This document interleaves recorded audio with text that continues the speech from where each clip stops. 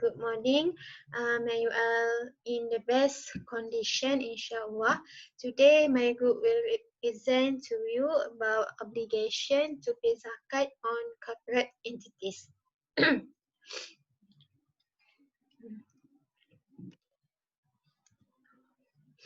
Okay. The firstly, we will go to concept. Public listed companies, or else the companies that was obliged to pay zakat play vital role in mobilizing large amount of capital from a wide range of investors in scale, enterprise and industry to stimulate the economy. This is the benefits of a company or corporate entity. And the second one, the company is obligated to withdraw the zakat from the profits and to the activities carried out. This is how company is obliged to pay zakat. And the third one is the obligation is based on the principle of hulta, it means joint asset, and the application of zakat for companies is syahsiyah itibariyah is similar to individual. It is syahsiyah adiyah because Islam acknowledge legal entity as a legal person and also subject to the responsibility of paying zakat. Which means entity zakat is obliged to pay zakat, entity corporate is obliged to pay zakat, similar as well as individual. Okay, this statement we will discuss further in the next slide. Alright. Okay, next is how zakat on the entity corporate impact the economy. So as we know, maqasid syariah of zakat is to grow the economy of Muslim. So zakat institution is considered as the cornerstone of the Islamic finance in the economic system, where zakat has been described as major source of public finance. So as at 2012, there were 895 Sharia compliance companies out of 923 listed companies in Malaysia. I got the data in 2012, but I'm sorry because I doesn't get data for the latest one. It's maybe 2015 until 2020. So as you see here, okay, 8% is owned by more than 50% Muslim. This mean the companies were owned by majority is Muslim. Okay, and the second one is 22% was owned by non-Muslim, which is fully non-Muslim, and the 70% is owned by 1 to 50% Muslim, which mean half or minor is owned by Muslim, that company. Okay, all right. If you doesn't understand, you can ask in the forum. Alright. This is how the table. This is the table that we got from Researcher Ahmad Shahir and Adibah in 2010, which is the table clearly shows the potential of a zakat collection that is 110,265,800 if 20,000 companies in Selangor pay zakat, which is this mean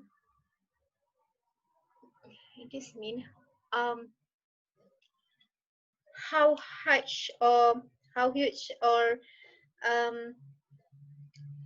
this mean if 20,000 companies pay zakat, it will give a huge benefits to Muslim finance, or a huge benefits to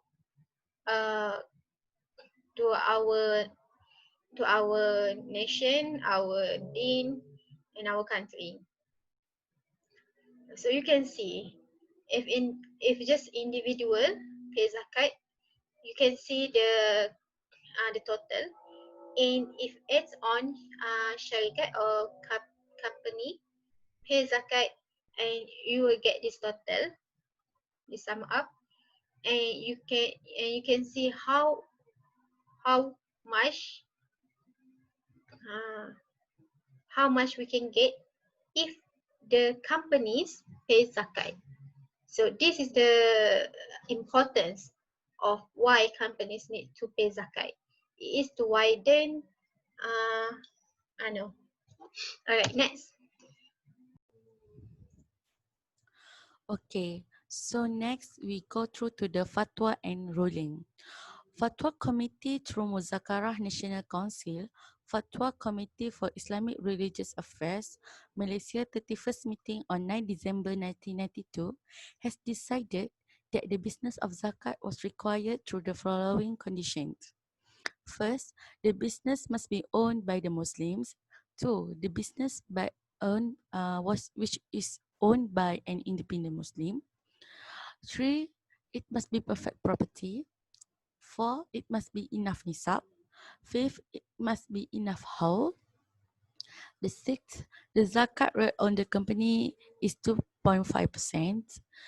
Seven, the jointly owned companies between Muslim and the non-Muslim, it is obligatory on the number of shares held by Muslim only based on the net income earned.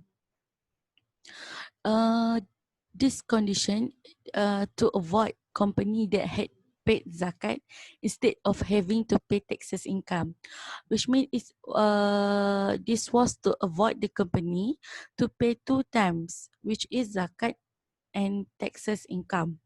The company just have to pay one of them, whether zakat or taxes. So next.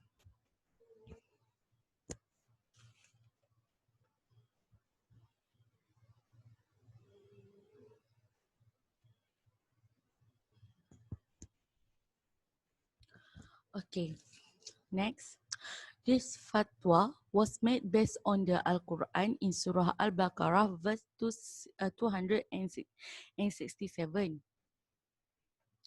which means believers spend in the way of Allah out of the good thing you have earned and out of what we have produced for you from the earth, and choose not for your spending the bad things such as you yourself would not accept, or accept only by overlooking its defects. Know well that Allah is all munificent, most praiseworthy. So from this ayah, or from this verse, the scholars interpret the word ma kasabtum in the sense of various halal endeavors that human being do business, industrial, agriculture, and the like, whether the venture is private or or company. So next, the Prophet Muhammad sallallahu alaihi wasallam also said in hadith, which means not gathered from the separated and not separated from the one for fear of charity, which is zakat. So, based on this hadith, it can be concluded that some individuals, be in one company or group, can be considered one without separated from each other.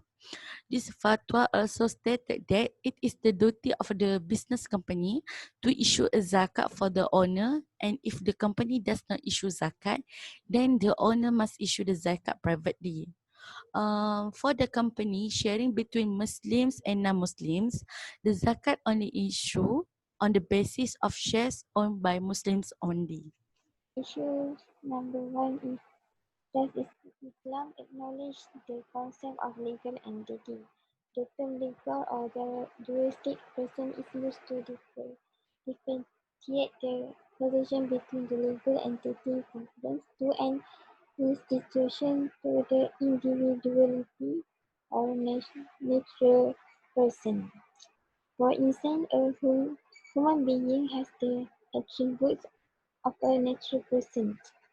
He is accorded with all the rights bestowed upon a normal human being, like the human rights the law, and etc.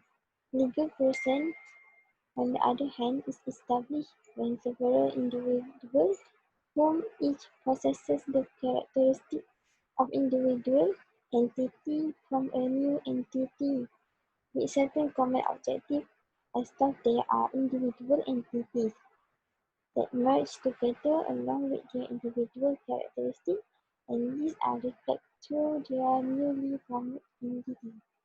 The second point is this criteria from the Sharia angle.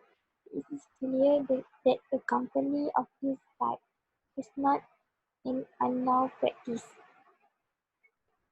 Such concept of legal entity can be seen from several practices that have long existed, like the institution of wakaf.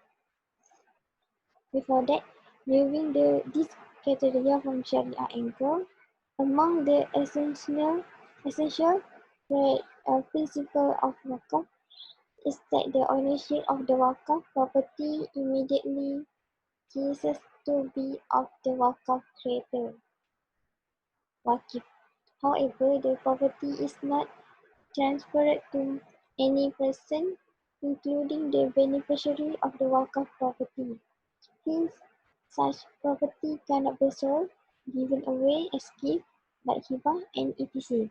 For its ownership is not vested in anybody, the wakaf manager mutawalli is nonetheless allowed to perform necessary transactions on behalf of the wakaf property, which include matters related to debt and etc.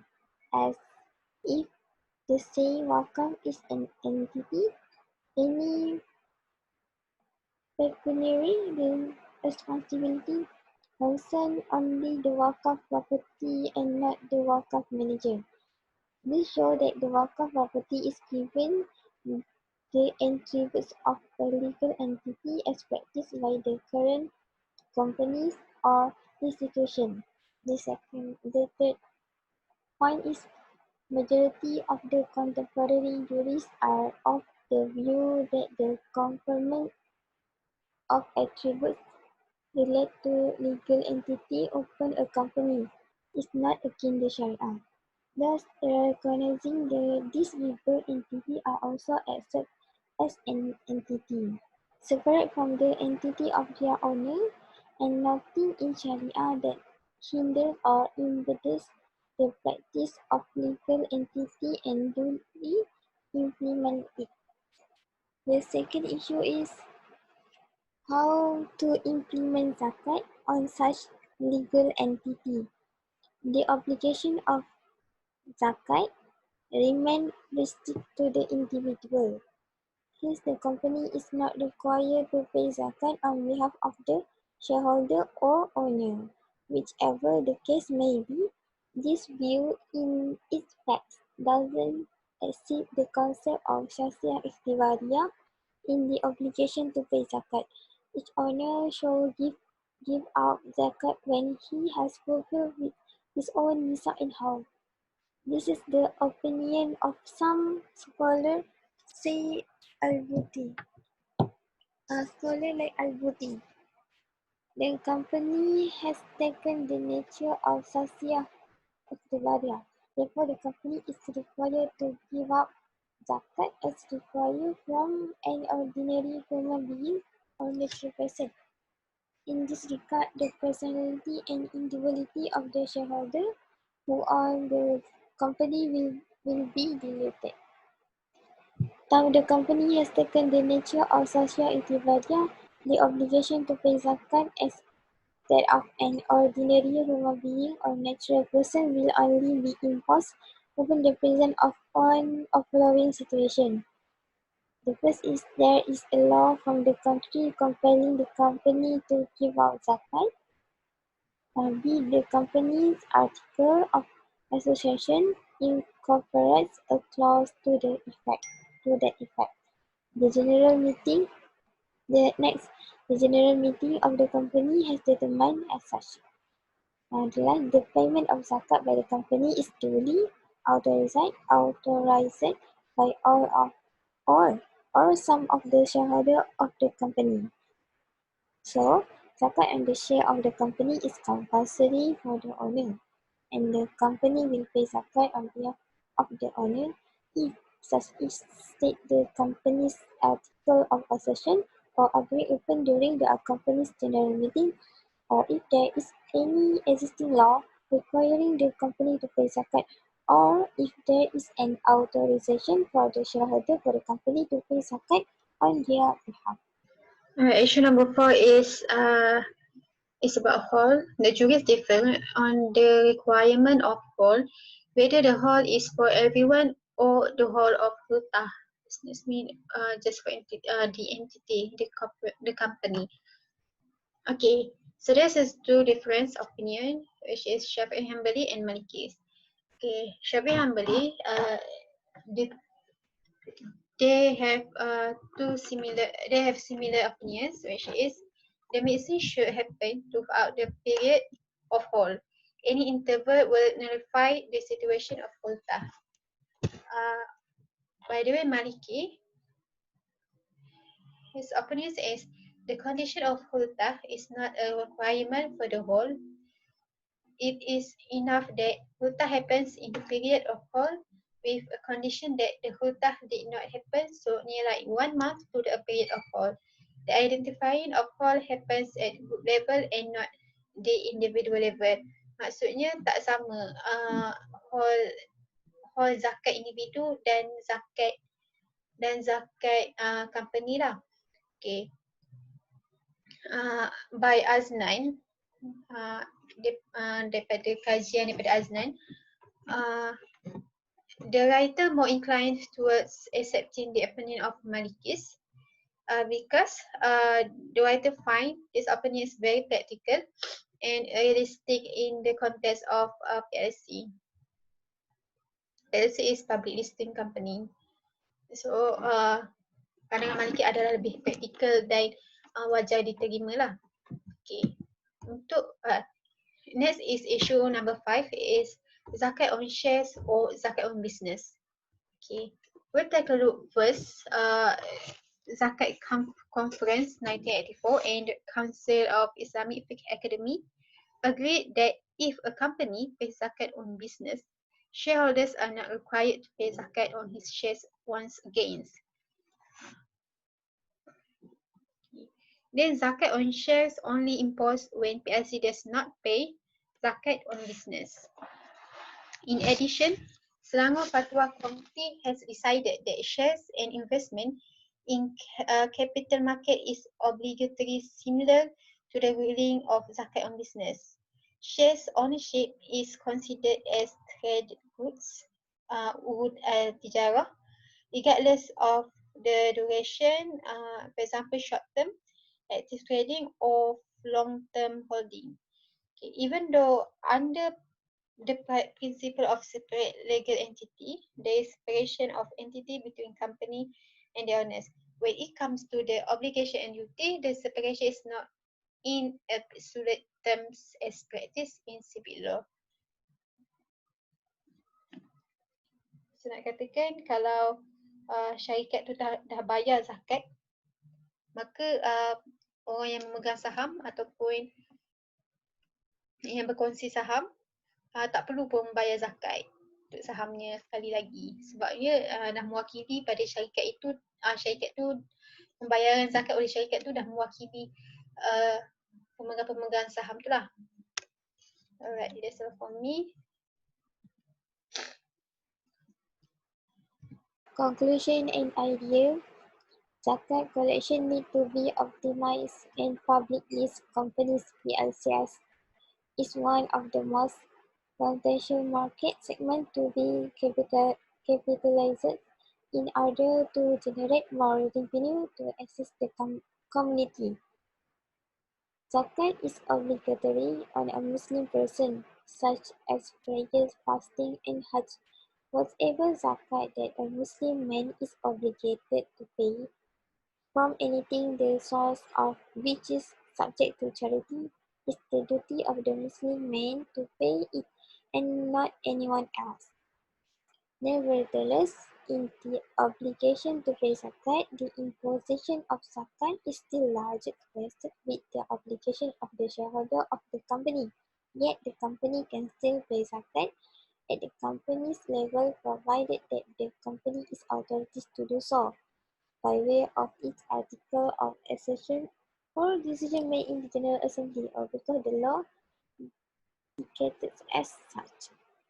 The reference. Thank you for watching.